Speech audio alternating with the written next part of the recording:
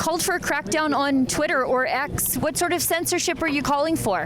What about to Elon Musk? Do you have a message to Elon? No? Not your kind of rich man? Look at that. Never seems to have time, the Prime Minister. Interference by countries, but clearly now also interference by individuals. Wealthy and very powerful individuals. Very powerful, for example, due to their economic assets and influence in communications and media. I believe the Commission should take action and use the tools at its disposal under the Digital Services Act. Let's be clear, freedom of expression is very dear to me, but it can never be used as a pretext for lies or manipulations. Those who shout the loudest today about the need to preserve freedom of expression are the ones abusing and manipulating it. How you doing? Quick questions?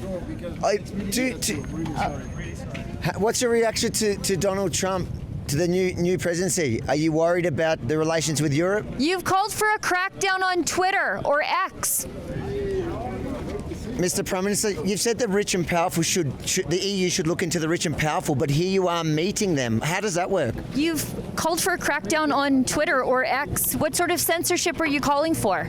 It seems the rich and powerful that suit the leftist agenda is okay, but when it comes to the rich and powerful, someone like Elon Musk, they want to enforce new rules. Actually, this is the Prime Minister who won't shut his mouth about Elon Musk. He said that he's calling on the EU to censor Twitter or X. He said that there's too much of a concentration of power amongst X, but I would say that this is the single largest concentration of power in the entire world, and he doesn't want to talk about it. He seems shocked that we're even asking why he's coming to meeting. You know, generally that wouldn't be a problem. Fine, a Prime Minister, I'd argue that the WEF is a problem in itself because it is a place that's trying to consolidate power, but generally like a Prime Minister meeting rich and famous and important people isn't in itself an issue, but when you have somebody who advocates for the EU to look into the rich and powerful influencing governments, influencing institutions, then come here to the place that is designed specifically for that.